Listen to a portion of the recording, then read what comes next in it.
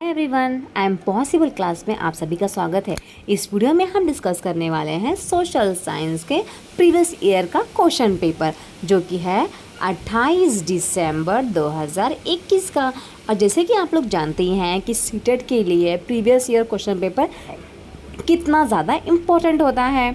Okay, तो आपको ये पूरा वीडियो देख के ही जाना होगा और अपने आप को चेक करना होगा कि आपको कितने क्वेश्चंस के आंसर आते हैं, क्योंकि सोशल साइंस जो होता है वो मोस्टली सबको टफ लगता है और आंसर आपको करना है कमेंट सेक्शन में। ओके, एंड इसमें हम हिंदी और इंग्लिश दोनों लैंग्वेज में क्वेश्चंस को करेंगे ताकि किसी को भी तकलीफ ना हो। ओके, अगर कोई इंग्लिश मीडियम वाला वीडियो देख रहा है तो उसको भी फ़ायदा हो और कोई हिंदी मीडियम वाला देख रहा है तो उसको भी फ़ायदा हो। ओके, तो चलिए स्टार्ट करते हैं। वीडियो अच्छी लगेगी तो प्लीज़ चैनल को सब्सक्राइब कर ले, अपने फ्रेंड्स को शेयर करें, अपने बीएड के ग्रुप में शेयर करें ताकि सबको इसका लाभ प्राप्त हो। ओके, तो फर्स्ट क्वेश्चन है, read the statement A and B and choose the correct answer. तो सही कौन सा है ये आपको बताना है। Ashoka was the first ruler who try to take his message to the people through inscription. मतलब अशोका जो है वो फर्स्ट रूलर थे जिन्होंने क्या किया था, इंस्क्रिप्शन पे। इंस्क्रिप्शन का मतलब पता है आप लोगों को? पत्थरों पे लिखते थे पहले के लोग, जो भी वो वॉर वगैरह जीत के आते थे वो। Most of the Ashoka's inscription were in Prakrit and were written in Brahmi script. Okay, चलिए देख लेते हैं अब हिंदी में। तो अशोका जो थे ना, अशोक वो पहला शासक था जिसने अभिलेखों द्वारा अपने संदेशों को लोगों तक पहुंचाने की कोशिश की। और उन्होंने क्या किया, ज़्यादातर जो उनके अभिलेख थे ना वो प्राकृत भाषा और ब्राह्मी लिपि में लिखे हुए थे। तो इसमें से कौन सा कथन सही है ये आपको बताना है। ओके, तो ए और बी दोनों सही है। ठीक है, ये 6th स्टैंडर्ड के हिस्ट्री का क्वेश्चन है। तो आप लेसन नंबर 7 या 8 जो है वो अशोका के बारे में है। तो अगर आपको डिटेल में इन्फॉर्मेशन चाहिए तो आप इस चैप्टर को पढ़ सकते हो। ठीक है, तो दोनों ही जो है ना वो सही है, क्योंकि जो अशोका है ना वो महात्मा जो बुद्ध थे ना उनसे बहुत ज़्यादा इंस्पायर हुए थे। तो उन्होंने बहुत सारे रिचुअल्स को, रूल्स को इंस्क्रिप्शन से लिखा था, मतलब पत्थरों पे लिखा था और लोगों को कहा था कि वो उसका पालन करें। ओके, चलिए देखते हैं नेक्स्ट क्वेश्चन क्या है। Match the word to the correct meaning. Correct meaning के साथ आपको मैच करना है। स्तूपा मतलब क्या होता है, मंडपा मतलब क्या होता है एंड शिखरा मतलब क्या होता है, टावर, मोंड या फिर हॉल। ओके, चलिए हिंदी में देख लेते हैं। स्तूप, मंडप एंड शिखर का मतलब क्या होता है, टावर, टीला या फिर हॉल। ओके, तो अगर हम लोग सिर्फ कॉमन सेंस की ही बात करें ना तो भी आपको इसका आंसर मिल जाएगा। ओके, देखो शिखर का मतलब आपको समझ में आता होगा, बड़े बड़े जो शिखर होते हैं बड़े बड़े, उसको हम लोग इंग्लिश में बोलते हैं टावर। ठीक है, इसके बाद अगर हम मंडप की बात करें तो मंडप को हम लोग बोलते हैं हॉल, राइट। एंड स्तूप का मतलब हो जाएगा आपका टीला। तो कॉमन सेंस की बात है, राइट। तो इसका जो ऑप्शन नंबर 1 है वो सही आंसर है। तो ऐसा आप कॉमन सेंस लगाकर भी आंसर्स को फाइंड आउट कर सकते हो, इससे भी आपको 1 मार्क्स की प्राप्ति हो जाएगी। चलिए देखते हैं third question. You are planning a project on the emergence of a new style of painting following the migration of Mughal artists for Delhi in the 18th century. Okay, मतलब कि देखिए आप जो हो ना वो 8वीं सदी में दिल्ली से मुग़ल कलाकारों के पलायन के बाद चित्रकला की एक नई विधा के उत्थान पर परियोजना कार्य की योजना बना रहे हैं। तो आप छात्रों को किस चित्रकला की जानकारी प्राप्त करने के लिए कहेंगे? ओके, तो ये जो है वो है बसोहली चित्रकला, कांगड़ा चित्रकला या फिर जोधपुर चित्रकला या फिर कोटा चित्रकला। ओके, तो आपका सही आंसर क्या आ जाएगा? कांगड़ा चित्रकला। ठीक है, कौन सा चित्रकला आएगा इसका आंसर? कांगड़ा चित्रकला। चलिए देखते हैं नेक्स्ट क्वेश्चन 34 वाला। ठीक है, the role of arches in an accurate architecture was to. मतलब कि जो आर्चेज होते हैं जो तलवारबाजी करते हैं, तलवारबाजी जिसमें रखा जाता है तलवार को, उसका काम क्या होता है? ओके, तो इसका जो काम होता है क्या, वो हिंदी में देख लेते हैं। चापाकार वास्तुकला में मेहराब की भूमिका क्या होती है? ऊपरी ढांचा को सुंदरता देना, ऊपरी ढांचे को आकृति देना या फिर ऊपरी ढांचे का भार वहन करना। तो ऊपरी ढांचे का भार वहन करना ही इसका सही आंसर है। ठीक है, चलो देखते हैं नेक्स्ट क्वेश्चन 35 वाला। Consider the statement A B and C and the त्वारिक choose the correct answer. Okay, त्वारिक के बारे में, ये भी 6th स्टैंडर्ड की हिस्ट्री का क्वेश्चन है कि त्वारिक पर दिए गए ABC वक्तव्य पर विचार करो और सही का चयन करो। त्वारिक के लेखक गाबो में रहते थे। उन्होंने सुल्तान से पुरस्कार पाने के लिए उनके इतिहास लिखे। ये तो सही है, पढ़ा हुआ है, 6th स्टैंडर्ड की हिस्ट्री का ही है ये तो। इन लेखकों ने शासकों को सामाजिक व्यवस्था बनाए रखने की सलाह दी थी। ओके, तो क्या होगा 35 का आंसर? 35 का आंसर जो है वो है बी और सी सही है, ए सही नहीं है। ठीक है, क्योंकि इनके बारे में पढ़ा हुआ है। आप भी अगर 6th की हिस्ट्री पढ़ेंगे तो आपको समझ में आ जाएगा। ठीक है, तो जो भी त्वारिक के बारे में कौन सा कथन सही है कि भाई पुरस्कार पाने के लिए वो लोग सुल्तान के बारे में लिखा करते थे और जो लेखकों ने शासकों का सामाजिक व्यवस्था बनाए रखने की सलाह भी दी थी। ठीक है, तो ये जो है ऑप्शन नंबर 4 जो है वो सही है।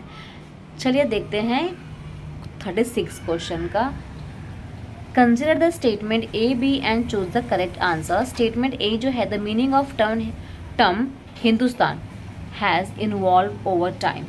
तो जो हिंदुस्तान का जो टर्म है ना वो आगे जो है वो क्या होने लगा, विकसित हुआ। ठीक है, इसके बाद नेक्स्ट जो है इन 13th century it means areas of Punjab, Haryana and lands between the Ganga and the Yamuna. In 16th century the term was used to describe the geography and culture of the subcontinent. Okay, मतलब कि देखिए अब पहले English में हिंदी में देख लेते हैं कि कौन सा कथन सही है, वही आपको बताना है। तो हिंदुस्तान शब्द का जो अर्थ है ना समय के साथ विकसित हो गया और 13वीं सदी में क्या माना जाता था कि पंजाब से लेकर हरियाणा और गंगा यमुना के बीच के जो स्थित इलाके हैं ना वो जो है हिंदुस्तान के रूप में ज़्यादा फेमस हुए। और 16वीं शताब्दी में इस शब्द का प्रयोग उपमहाद्वीप के भूगोल में और संस्कृति में भी इसका वर्णन किया जाने लगा। तो इसमें से कौन सा कथन सही है, कौन सा कथन गलत है, ये आपको बताना है। तो देखिए ए और बी दोनों के बारे में मैंने पढ़ा हुआ है। ये आपको मिलेगा 7th की ज्योग्राफी, 7th की हिस्ट्री में आई थिंक आपको मिलेगा। हाँ, 7th की हिस्ट्री लेसन नंबर 1 या 2 में आपको इसके बारे में मिल जाएगा। ठीक है, तो ये जो दोनों कथन जो है ना वो सही है और जो बी है वो एक ही सही व्याख्या करता है। चलिए देखते हैं next question 37। Consider the following statements about colonial administration in India. Choose option. It was easier for colonial administration to control and administer tribal people even if they were always on the move.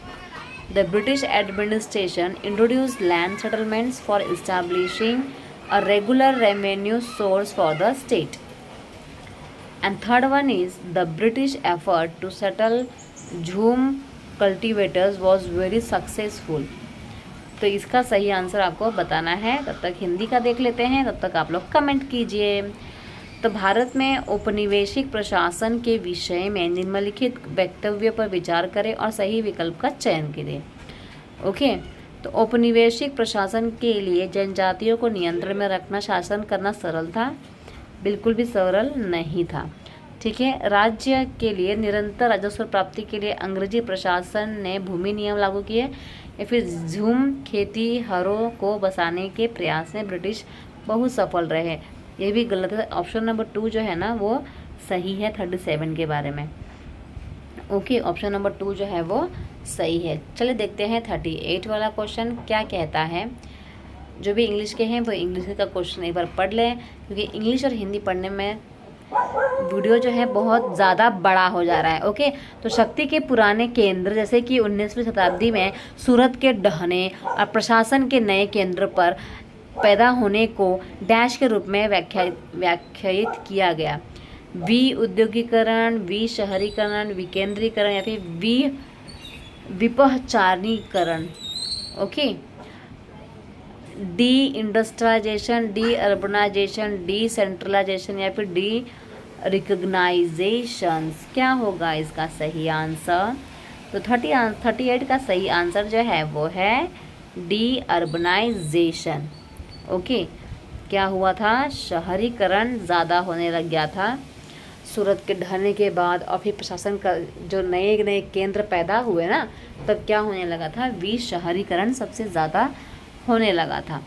Okay, चलिए देखते हैं 39 वाला question.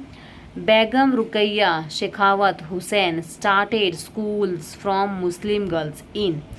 तो जो बेगम रुकैया है शेखावत हुसैन जो है ना, ये 8th स्टैंडर्ड की हिस्ट्री का क्वेश्चन है। पहले तो आप लोग ये जान जाइए।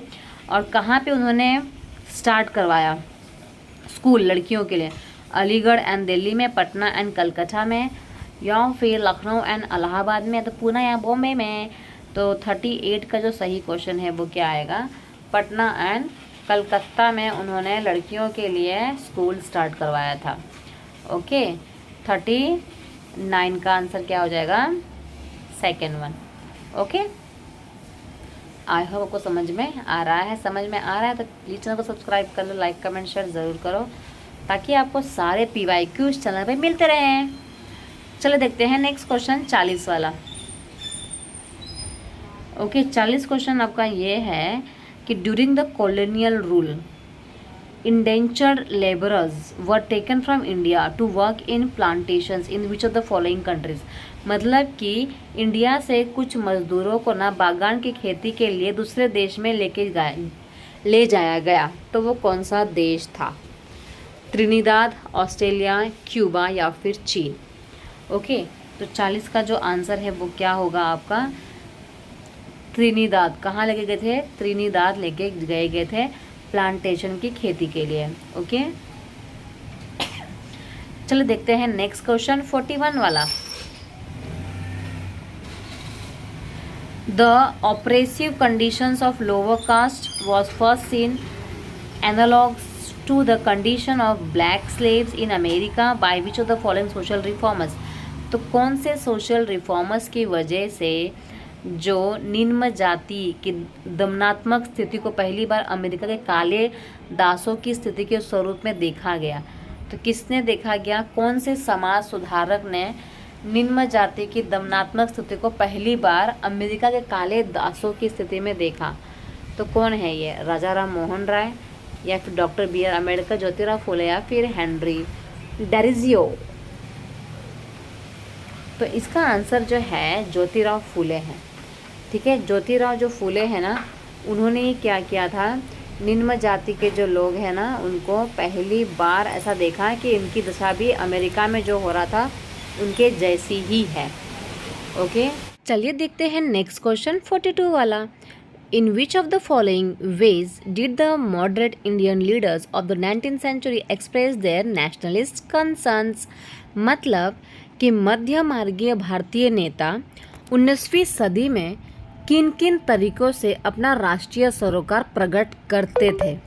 ओके, मतलब कि वो जो है, जो भारतीय नेता थे ना, वो 19वीं सदी में अपना योगदान किस प्रकार से देते थे राष्ट्रीय सरोकार में? ओके, तो प्रदर्शन करके, साम्राज्य के लिए संघर्ष करके, या फिर सरकार में अधिक भागीदारी की मांग कर, या फिर प्रशासन का भारतीयकरण करने की मांग?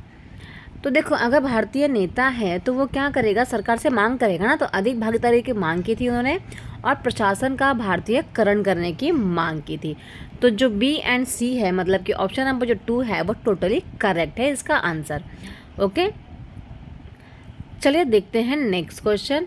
इन which of the following why did the radical leaders of the 19th century express the nationalist concern?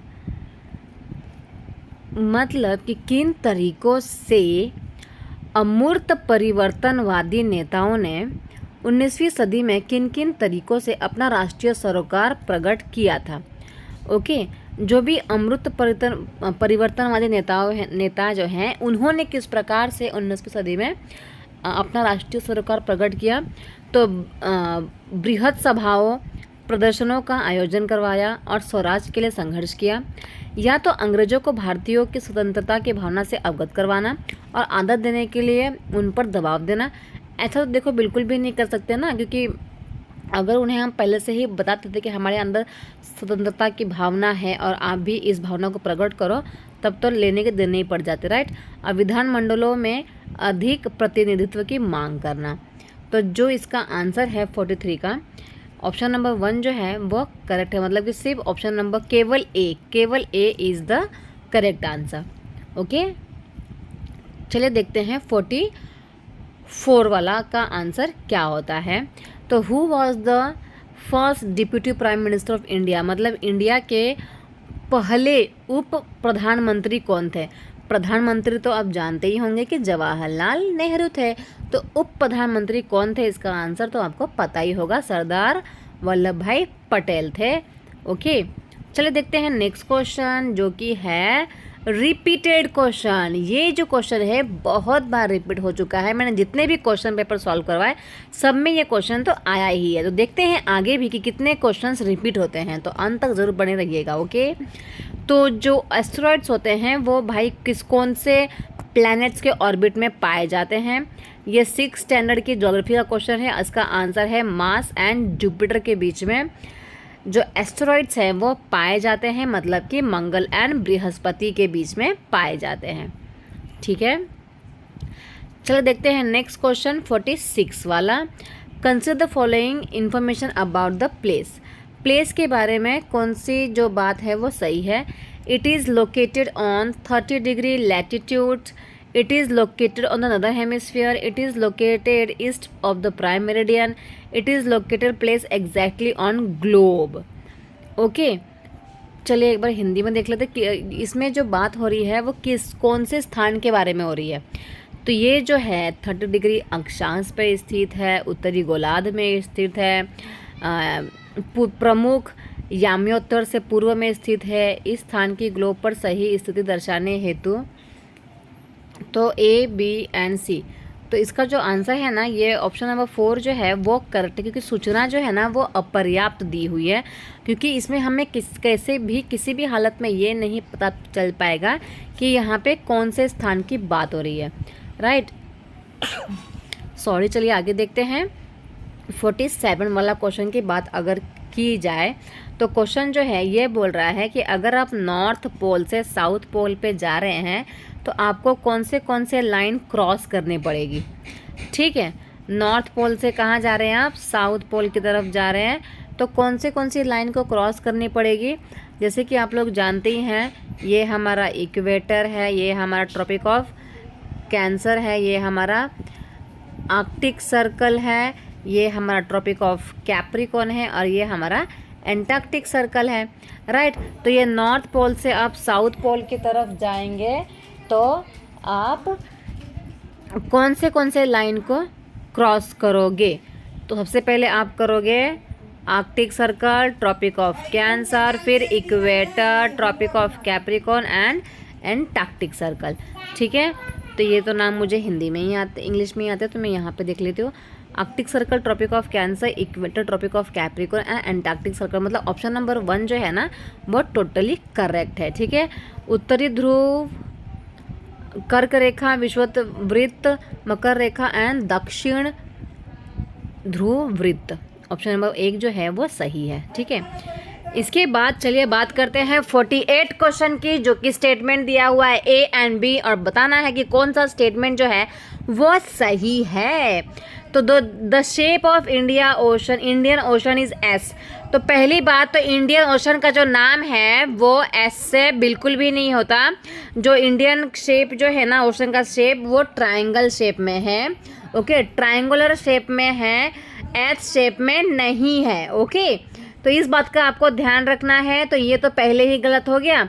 और the S shape of Indian ocean, मैंने पहले ही बोल दिया कि इंडियन ओशन जो है एस शेप का नहीं है, तो कॉमन सेंस की बात है कि ये भी हमारा जो आंसर है वो गलत हो जाएगा।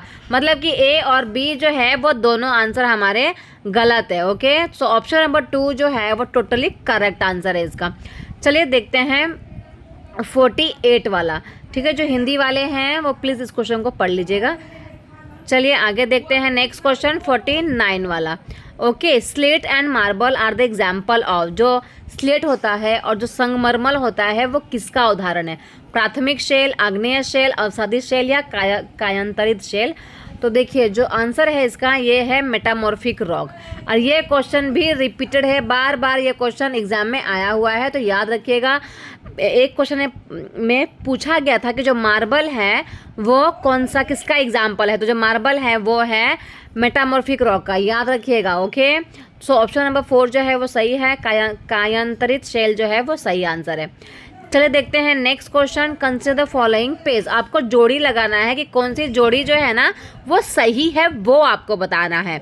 ओके, तो यहाँ पे जोड़ियाँ लगी हुई है कि जो टेम्परेट एवरग्रीन फॉरेस्ट है क्या वो हार्डवुड, उसमें हार्डवुड ट्रीज होते हैं।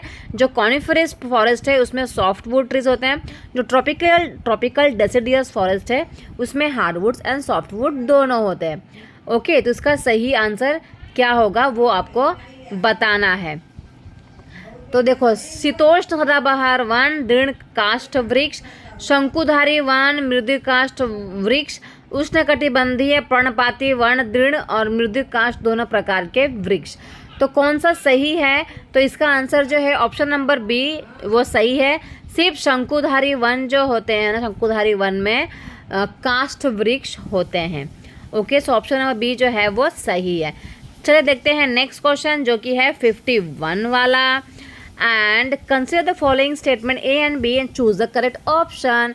वापस से आपको स्टेटमेंट दिया हुआ है और बताना है कौन सा सही है कौन सा गलत है। So high air pressure produce clear sky, dry and stable weather. Horizontal the distribution of air pressure is influenced by temperature of air at a given places.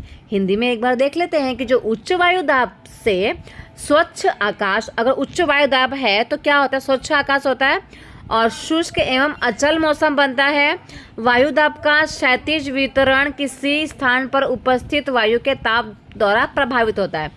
तो देखिए इसमें क्या है ना, ये दोनों ही कथन जो है वो सही है, ठीक है। क्योंकि अगर नीचे जो है ना हाई प्रेशर रहेगा, मतलब प्रेशर बहुत ज़्यादा भारी रहेगा ना, तो वो ऊपर जा ही नहीं पाएगा, ऊपर नहीं जाएगा, जिसके वजह से जो हमारा स्काई है वो क्लियर रहेगा, ड्राई रहेगा एंड स्टेबल वेदर रहेगा, ठीक है। और डिस्ट्रीब्यूशन ऑफ एयर प्रेशर क्यों होता है, किसके ऊपर होता है, टेम्परेचर ऑफ एयर की वजह से, ठीक है। टेम्परेचर ऑफ एयर की वजह से डिस्ट्रीब्यूशन ऑफ एयर होता है। दोनों ही कथन जो है वो सही है।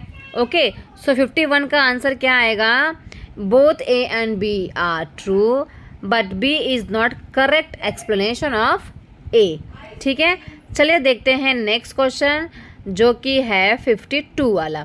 Moving from tropopause to mesopause in the atmosphere. मतलब कि आपको देखो 5 जो एटमॉस्फेयर है उनके लेयर्स के नाम तो पता ही होंगे, troposphere, stratosphere, mesosphere, thermosphere, exosphere, right. तो ये 5 लेयर के नाम हैं। तो अगर आप ट्रोपोस्फियर से मेसोस्फियर की तरफ जाते हैं तो टेम्परेचर क्या होगा, टेम्परेचर फर्स्ट इंक्रीज होगा, इसके बाद डिक्रीज हो जाएगा, या पहले कम होगा फिर ज़्यादा हो जाएगा, या फिर सेम रहेगा, या तो फिर बढ़ता ही जाएगा। तो टेम्परेचर जो है ना स्टार्टिंग में ज़्यादा रहेगा, बट जब जैसे जैसे आप ट्रोपोस्फियर के ऊपर जाते जाओगे जो टेम्परेचर है वो कम होता चला जाएगा।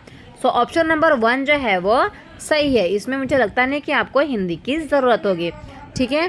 सिर्फ क्वेश्चन जान जाइए कि वायुमंडल में क्षोभ सीमा से अगर आप मध्य सीमा की ओर बढ़ते हैं तो तापमान कैसा होता है, पहले बढ़ता है और फिर बाद में घटता है। चलिए देखते हैं नेक्स्ट क्वेश्चन 53 वाला, ठीक है। तो 53 जो क्वेश्चन है ना ये बताता है कि सहारा डेजर्ट में एक केव मतलब गुफा मिली है और गुफा में कुछ पेंटिंग्स मिले हुए हैं, और वो पेंटिंग्स में पता है क्या क्या बनाया हुआ है, रिवर के साथ साथ मतलब नदी बनाई गई है, नदी में क्रोकोडाइल बताया गया है, एलिफेंट दिखाया गया है, लायन दिखाया गया है, जिराफ दिखाया गया है, ऑस्ट्रिच दिखाया गया है मतलब कि शतुरमुर्ग, भेड़, कैटल जो गाय बकरियां होती हैं वो, इसके बाद जो गोट होती हैं मतलब कि ये सब दिखाया गया है। तो ये जो है किस चीज़ को दर्शाता है ये आपको बताना है। ओके, क्या ये इस बात को दर्शाता है कि यहाँ पर पहले सहारा डेजर्ट में कभी हरा भरा मैदान हुआ करता था, या फिर ये इस चीज़ को दर्शाता है कि वहाँ रहने वाले लोगों में महान कल्पना शक्ति थी, या फिर वो इस चीज़ को दर्शाता है कि वहाँ लोग जो थे उस क्षेत्र से प्रवासित हुए थे जहाँ वनस्पति बहुत समृद्ध थी, या फिर उन लोग उन चीज़ों की कल्पना करते हैं जो उनके पास नहीं होती है। तो ये जो गुफा में जो चित्र मिला ये किस चीज़ को दर्शाता है भाई? ये इस चीज़ को दर्शाता है कि वहाँ के जो सहारा डेजर्ट है वो कभी ना कभी वंस अपॉन अ टाइम हरा भरा हुआ करता था। ठीक है, चलिए नेक्स्ट क्वेश्चन देखते हैं 54 वाला। विच of the following is correct about minerals and the rock? Minerals का मतलब होता है, हिंदी में देख लेते हैं, कि खनिज और शैल के बारे में कौन सा कथन सही है। ठीक है, सामान्यतः धात्विक खनिज आग्नेय एवं कायांतरित शैल समूह में पाए जाते हैं। अगर किसी शैल में तांबा है तो उसका रंग नीला होता है। सभी खनिज अयस्क शैल नहीं है, सभी शैल खनिज अयस्क नहीं है।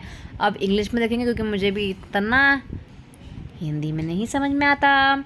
तो generally metallic minerals are found in igneous and the metamorphic rocks. Second one is if a rock contains copper then rock looks blue on color. All ore minerals are not rocks. All rocks are not ore minerals. तो इसमें से कौन सा कथन सही है minerals के बारे में एंड रॉक्स के बारे में, वो आपको बताना है। ओके, तो देखिए इसका आंसर जो है ना A B D जो है वो करेक्ट है। C वाला जो है वो करेक्ट नहीं है। All ore minerals are not rocks, क्योंकि जितने भी ओर मिलते हैं, जितने भी ओर के मिनरल्स मिलते हैं वो पत्थर ही होते हैं। पत्थर के साथ बहुत सारे क्या होते हैं, मतलब सॉइल भी लगा होता है, डिफरेंट बहुत सारे मटेरियल्स उसमें जॉइन होते हैं, तो उसको बाद में प्योरीफाई किया जाता है। पर जितने भी और मिनरल्स मिलते हैं ना वो कैसे होते हैं, रॉक्स ही होते हैं। यहाँ लिखा है नॉट रॉक्स, तो ये तो गलत है। पत्थरों के बारे में जितने भी और मिलते हैं ना, और मतलब क्या होता है, what we can say, Hindi में तो अयस्क शैल बोलते हैं।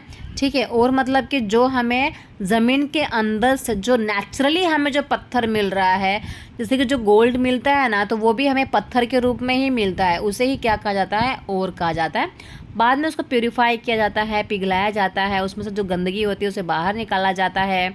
ओके, और देखो पत्थर तो खुद ही काला कलर का होता है, फिर जब वो कॉपर में कन्वर्ट होता है तो उसका कलर ब्लू हो जाता है, ये भी सही है।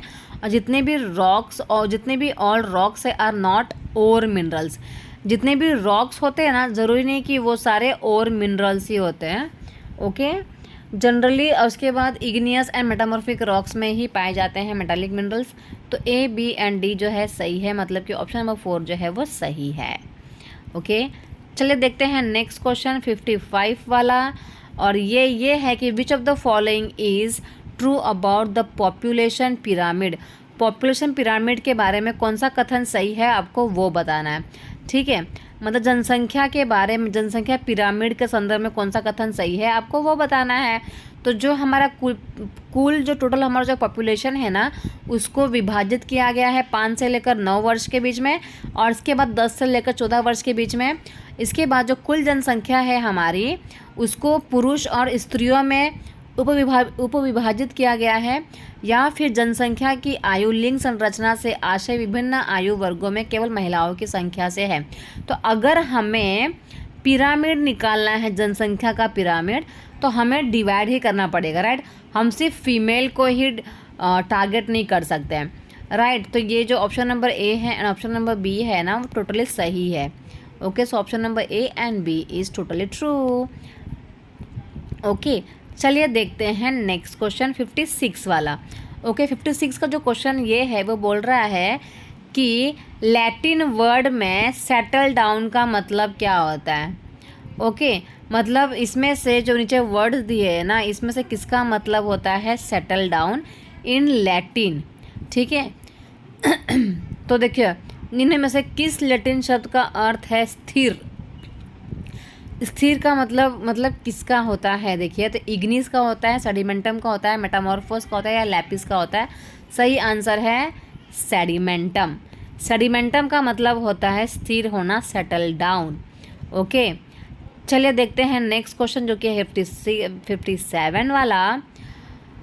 अगर आपने वीडियो को लाइक नहीं किया है प्लीज़ लाइक कर दीजिए, कमेंट कर दीजिए, अपने फ्रेंड्स को शेयर कीजिए, अपने ग्रुप्स में शेयर कीजिए, ताकि उन लोगों को भी ये इम्पॉर्टेंट वीडियो जो है मिले, क्योंकि इसमें बहुत सारे रिपीटेड क्वेश्चंस है और आगे भी बहुत सारे क्वेश्चंस जो है वो रिपीट होने वाले हैं।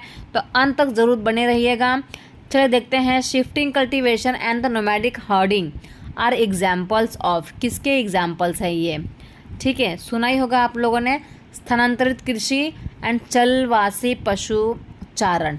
ओके, किस के उदाहरण है, गहन निर्वाह कृषि, आदिम निर्वाह कृषि, मिश्रित कृषि या वाणिज्यिक कृषि। ओके, तो सही आंसर जो है इसका सेकंड है, प्रिमिटिव सब्सटेंस एग्रीकल्चर, मतलब कि आदिम निर्वाह कृषि उसे कहा जाता है। क्या कहा जाता है? आदिम निर्वाह कृषि। नेक्स्ट क्वेश्चन देखते हैं 58 वाला, जो कि बहुत इंपॉर्टेंट क्वेश्चन है एंड ऑल्सो ये क्वेश्चन भी है रिपीटेड। ये भी मैंने अब तक के जितने ही पेपर सॉल्व करवाए हैं इसके अंदर ये क्वेश्चन पूछा गया है कि यूनिटी इन डाइवर्सिटी, ठीक है, यूनिटी इन डाइवर्सिटी मतलब कि विविधता में एकता, ये जो वाक्यांश है ना किसने दिया था, ठीक है, किसने डिस्क्राइब किया है unity in diversity? Mahatma Gandhi, Rabindranath Tagore, Jawaharlal Nehru या फिर बंकिम चंद्र चटर्जी। तो ये है 6th स्टैंडर्ड की सिविक्स का लेसन नंबर 1 का चैप्टर। एकदम लास्ट वाले पेज में ही दिया हुआ है कि जवाहरलाल नेहरू ने ही बोला था यूनिटी इन डाइवर्सिटी। तो ये 1 मार्क्स तो आपका इधर फिक्स हो जाता है। चलिए देखते हैं नेक्स्ट क्वेश्चन 59 वाला। अगर हम लोगों को historical and geographical factors influence कराना डाइवर्सिटी ऑफ अ रीजन, तो इसमें से कौन सा जो पेयर है वो सही है? मतलब कि बच्चों को समझ लो हम लोगों को डाइवर्सिटी के बारे में पढ़ाना है, तो कौन सा जोड़ी सही रहेगा? Jodhpur, Jaisalmer, Gwalior, Jhansi, Lahore, Lucknow, Darjeeling and the Kalimpong. तो कौन सा आंसर जो है वो सही है? अगर हमें किसी भी क्षेत्र की विविधता को ऐतिहासिक एंड भौगोलिक कारक प्रभावित करते हैं, तो इस कथन में कौन सा असंगत है? इस कथन में संदर्भ में निम्न में से कौन सा युग्म असंगत है? ओके, चलिए जल्दी से बताइए। जोधपुर, जैसलमेर, ग्वालियर और Jhansi, Lahore and Lucknow, Darjeeling and Kalimpong.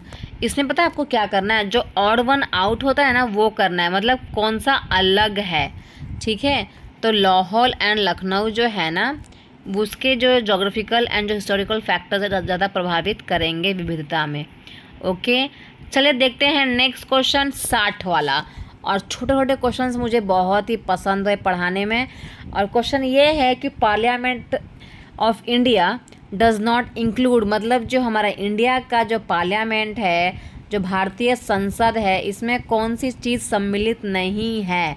President सम्मिलित नहीं है, या लोकसभा, या राज्यसभा, या फिर विधान परिषद। तो इसका आंसर तो आपको तुरंत समझ में आ जाएगा, विधान परिषद है, क्योंकि पार्लियामेंट में प्रेसिडेंट तो होता ही है और लोकसभा के लोग होते हैं और राज्यसभा के लोग होते हैं। तो कौन नहीं होता है भाई? विधान परिषद नहीं होता है। तो ये आंसर हो जाएगा। ओके, चलिए देखते हैं नेक्स्ट क्वेश्चन 61 वाला। और इसमें भी आपको क्या करना है, जो जोड़ी सही है ना वही उसके बारे में आपको बताना है। थोड़ा स्मॉल कर लें।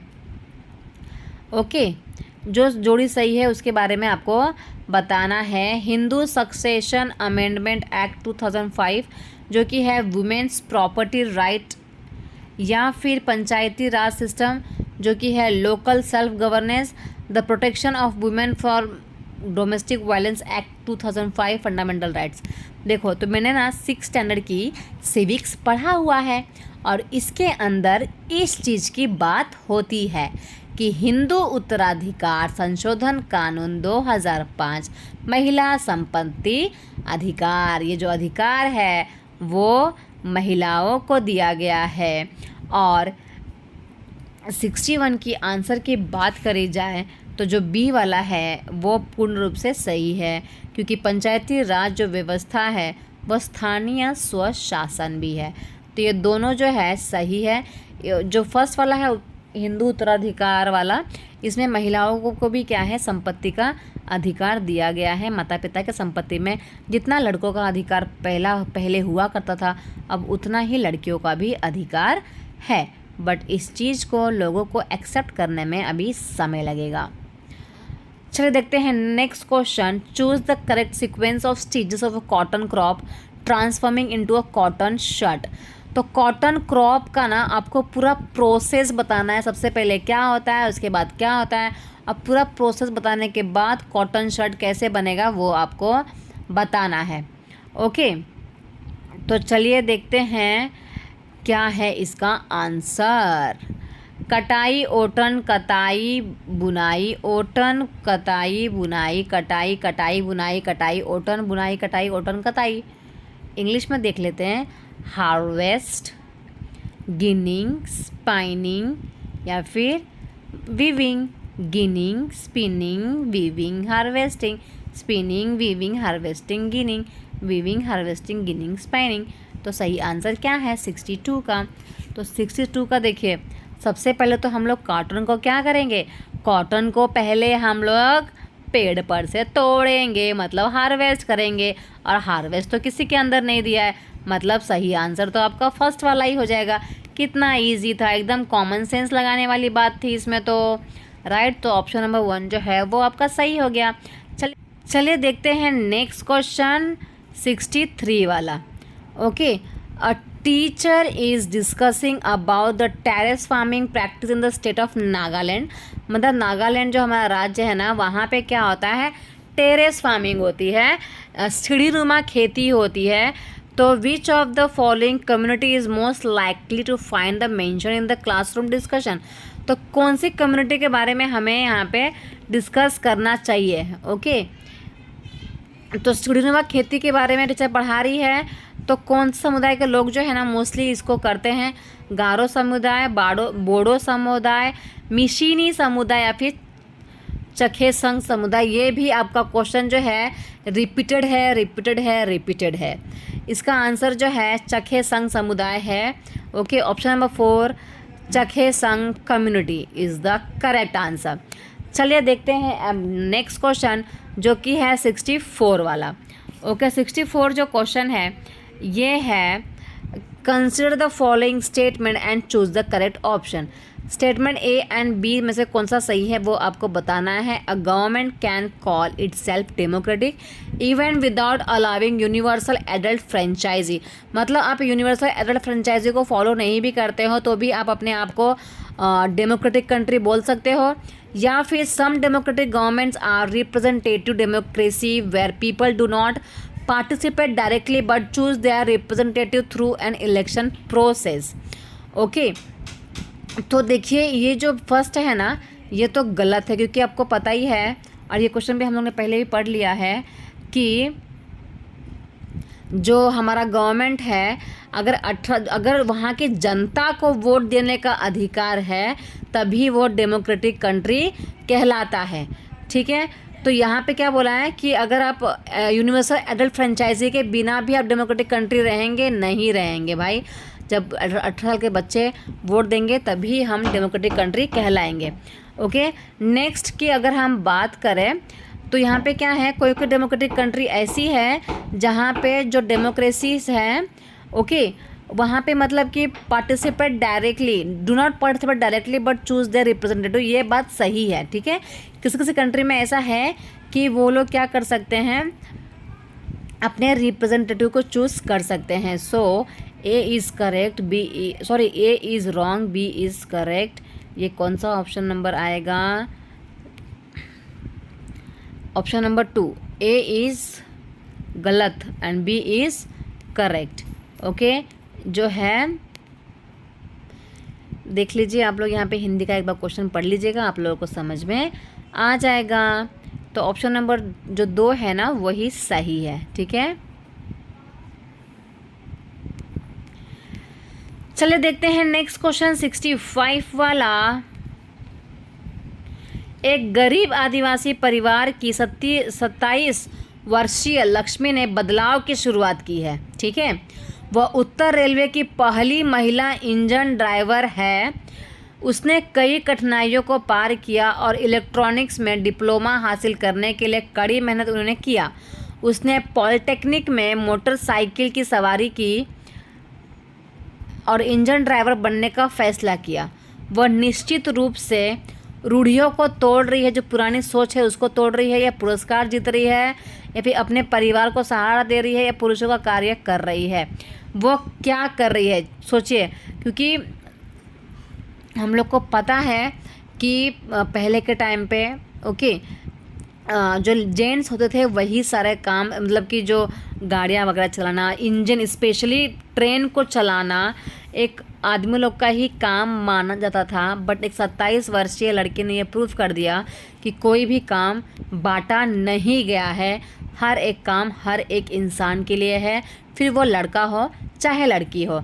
तो वो एक रूढ़ियों को तोड़ रही है, मतलब कि जो पुरानी परंपरा है, जो स्टीरियोटाइप सोच थी लोगों की, उसको तोड़ रही है। ओके, सो ऑप्शन नंबर 1 जो है वो सही है। और बहुत ही खूबसूरत क्वेश्चन, वेरी नाइस क्वेश्चन।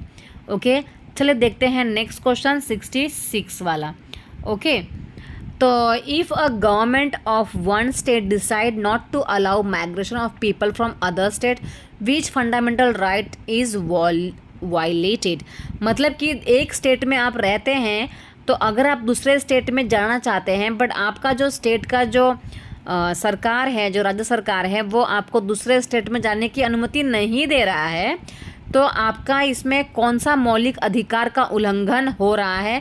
ये क्वेश्चन भी रिपीट हुआ है, रिपीटेड रिपीटेड रिपीटेड, बहुत बार रिपीटेड हो चुका है। ठीक है, तो यहाँ पे किसका अधिकार हो रहा है, क्योंकि लोग तो जाते ही हैं ना काम की खोज में, एक स्टेट से दूसरे स्टेट जाते ही हैं। तो यहाँ पे आपका कौन सा अधिकार छीना जा रहा है, कौन सा अधिकार का उल्लंघन हुआ है। समानता का अधिकार, स्वतंत्रता का अधिकार, शोषण के विरुद्ध अधिकार, या फिर संवैधानिक उपचारों का अधिकार। तो इसका जो है आपका स्वतंत्रता छीन ली गई ना। आप जाना चाहते हैं दूसरे राज्य में और आपको जाने नहीं दिया जा रहा है, मतलब आपको एक तरह से गुलाम बना लिया गया है, तो आपके स्वतंत्रता का अधिकार का उल्लंघन यहाँ पे हो रहा है। अगर किसी के साथ ऐसा हो रहा है, आप कंप्लेन कर सकते हैं। ओके, तो ऑप्शन जो है स्वतंत्रता का अधिकार इज द करेक्ट आंसर। चलिए देखते हैं next question. Under which article of the Indian constitution a person can not be ill treated during the arrest और इन कस्टडी। ये 7th स्टैंडर्ड के सिविक्स का क्वेश्चन है। अब क्वेश्चन ये है कि मौलिक अधिकारों की किस धारा के अंतर्गत किसी व्यक्ति की गिरफ्तारी या उसकी हिरासत के दौरान उससे दुर्व्यवहार नहीं किया जा सकता। ठीक है, तो ये भी आपके मौलिक अधिकार के खिलाफ है। अगर आपको पकड़ लिया गया है, आपकी गिरफ्तारी हो चुकी है, आपको हिरासत में ले लिया गया है, तो भी आपके साथ दुर्व्यवहार नहीं हो सकता। ये कौन सा अनुच्छेद में आएगा? ओके, तो 67 का आंसर है ये। कौन सा आएगा? अनुच्छेद 21, 22, 23, 24, अनुच्छेद जो है आर्टिकल 22 के अंदर ये आएगा। ठीक है, आर्टिकल 22 के अंतर्गत अगर आपको हिरासत में ले लिया गया है तो भी आपके साथ दुर्व्यवहार नहीं किया जाएगा। ओके, चलिए देखते हैं नेक्स्ट क्वेश्चन 68 वाला। Okay, the judiciary in India has the power to invalidate particular laws passed by the parliament. What is this power called? इसको पावर को क्या कहा जाता है? जो जुडिशरी है ना, वो क्या करती है, किसी भी लॉ को पास करने का उसके पास पावर होता है, तो उस पावर को क्या कहा जाता है भाई? कॉन्स्टिट्यूशनल अमेंडमेंट बिल्कुल भी नहीं। कॉन्स्टिट्यूशनल अमेंडमेंट उसे कहा जाता है जब हम किसी कॉन्स्टिट्यूशन में चेंज लेके आते हैं। जुडिशियल रिव्यू या फिर नो कॉन्फिडेंस मोशन या फिर जुडिशियल एक्टिविज्म। जब यहाँ पे जुडिशरी की बात हो रही है तो कॉमन सेंस की बात है कि उसके रिगार्डिंग ही उसका आंसर आएगा, मतलब कि जुडिशियल रिव्यू। एक बार हिंदी में देख लेते हैं, क्योंकि हिंदी वाले बच्चों को बहुत तकलीफ हो जाती है। कि भारत में न्यायपालिका के पास संसद द्वारा पारित किए गए कानूनों को खारिज करने का अधिकार है। ठीक है, इस अधिकार को क्या कहते हैं? तो जो हमारी न्यायपालिका है ना, वो क्या कर सकती है भाई? रूल्स को बना भी सकती है, रूल्स को खारिज भी कर सकती है। तो उस अधिकार को क्या कहा जाता है? संवैधानिक शोषण, न्यायिक समीक्षा, अविश्वास प्रस्ताव या फिर न्यायिक सक्रियता। तो क्या आंसर आएगा? न्यायिक समीक्षा is the correct answer. Okay, चलिए देखते हैं नेक्स्ट क्वेश्चन जो कि है 69 वाला। तवा मत्स्य के बारे में है। तवा बांध के द्वारा विस्थापित हुए लोगों के मछली पकड़ने के अधिकारों के लिए संघर्ष करने वाला मत्स्य संघ निम्न में से किस राज्य में संबंधित है? मतलब कि तवा मत्स्य संघ fighting for the fishing right of the people displaced by the Tawa dam is associated with which of the following state. मतलब कि यहाँ पे जो तवा मत्स्य संघ जो लोग हैं ना, संघ के लोग हैं, तवा मत्स्य मछली पकड़ने का काम करते हैं, बट उन लोगों के क्या किया जा रहा है, मछली पकड़ने में उनको बहुत ज़्यादा राइट्स, मतलब उनके अधिकार को छीन लिया गया है। ओके, बहुत संघर्ष करना पड़ रहा है उनको अपने अधिकारों के लिए। तो ये किस राज्य की घटना के बारे में बताया जा रहा है? मतलब तवा जो है, तवा बांध, ये कहाँ का है? झारखंड, उत्तराखंड, मध्य प्रदेश या फिर छत्तीसगढ़। 69 का आंसर क्या आएगा? आंसर है मध्य प्रदेश। आंसर है आपका मध्य प्रदेश। मध्य प्रदेश में ही तवा मत्स्य वाला प्रॉब्लम जो है, वहाँ के लोगों को संघर्ष करना पड़ता है। चलिए देखते हैं नेक्स्ट क्वेश्चन जो कि है 70 वाला। और 70 वाला क्वेश्चन ये है कि बच्चों को स्कूल में पका हुआ भोजन उपलब्ध कराने के उद्देश्य से किस राज्य में सर्वप्रथम मिड डे मील योजना प्रारंभ हुई? सबसे पहले कहाँ प्रारंभ हुई थी मिड डे मील योजना? Very nice question. और ये स्टार्ट हुई थी तमिलनाडु। कहाँ हुई थी? तमिलनाडु में हुई थी। तो मिड डे मील सबसे पहले कहाँ हुई थी? तमिलनाडु में हुई थी, याद रखिएगा। चलिए देखते हैं नेक्स्ट क्वेश्चन 71 वाला क्वेश्चन है nature of social science curriculum is. मतलब कि सामाजिक विज्ञान पाठ्यक्रम की प्रकृति क्या है? सामाजिक अलगाव और विघटन का अध्ययन, मानव संबंधों का अध्ययन, वैज्ञानिक रूप से मानव विकास का अध्ययन, सामाजिक एवं व्यक्तिगत लाभों का अध्ययन। तो क्या है? सामाजिक विज्ञान का जो अध्ययन है वो मानव संबंधों का अध्ययन है, मतलब कि study of human relationship. Okay, चलिए देखते हैं नेक्स्ट क्वेश्चन जो कि है 72 वाला। 72 जो क्वेश्चन है जो कि थोड़ा सा बड़ा है, जूम कर लेते हैं इसको थोड़ा सा।